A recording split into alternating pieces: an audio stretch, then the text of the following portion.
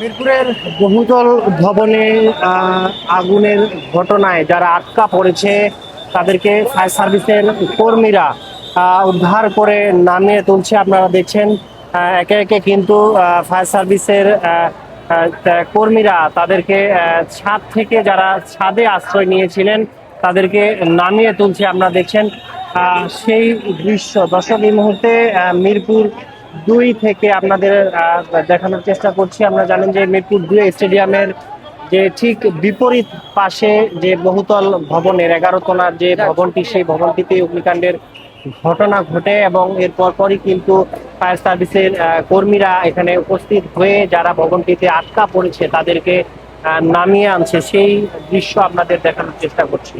তারা কিন্তু কয়েকজনকে নামিয়ে আবারও কিন্তু যারা আটকা পড়েছেন তাদেরকে নামানোর জন্য মিরপুর 2-এ যে বহুতল ভবনটিতে অগ্নিকাণ্ডের ঘটনা ঘটেছে সেই ভবনে আটকে পড়া যারা আটকে পড়েছেন তাদেরকে এই মুহূর্তে ফায়ার সার্ভিসের কর্মীরা উদ্ধার করছে। আমরা দেখছেন যে 11 তলা ভবনটিতে 3য় তলায় কিন্তু আগুন লেগেছিল এবং সেখানে যারা অবস্থান করছিলেন তারা কিন্তু ছাদে অবস্থান নিয়েছিলেন এবং ছাদ থেকে তাদেরকে যে নামানো হচ্ছে তাদেরকে উদ্ধার করা হচ্ছে। আমরা দেখছেন ফায়ার সার্ভিসের যে কর্মীরা তারা কিন্তু ইতিমধ্যেই 3য় তলায় আগুন নিয়ন্ত্রণে কাজ করছেন এবং যারা আটকা পড়েছেন ছাদে যারা আশ্রয় নিয়েছেন তাদেরকে কিন্তু নামিয়ে উদ্ধার করছেন এবং নিচে নামিয়ে আনছেন, সেটি আপনাদের দেখানোর চেষ্টা করছি।